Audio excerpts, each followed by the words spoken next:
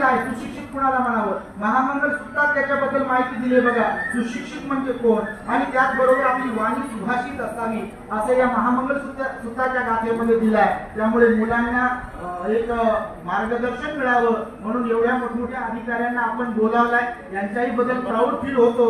एकदा आपण खरं सर्वदेश सरांसाठी, साबळे सरांसाठी, नागजीर सरांसाठी स्वागत करावं.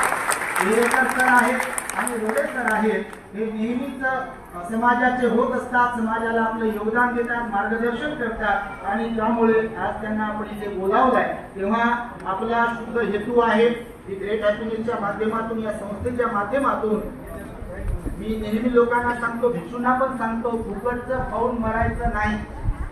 कारण मनुष्याचा जो देह आहे तो अनमोल आहे, आणि हा देह वाया नाही गेला पाहिजे फक्त जेवण करून. तब्येत बिघडत राहील, मरण्यासाठी प्रत्येक जण आले, मी जगणार नाही, तुम्ही जगणार नाही, परंतु आपला देह, आपलं कार्य जर इतरांच्या भल्यासाठी जर कामी पडलं तर त्यापेक्षा मनुष्य जीवनाचं यश अजून दुसरं कोणतं असू शकते. आणि त्याच विचाराने मी प्रेरित असतो.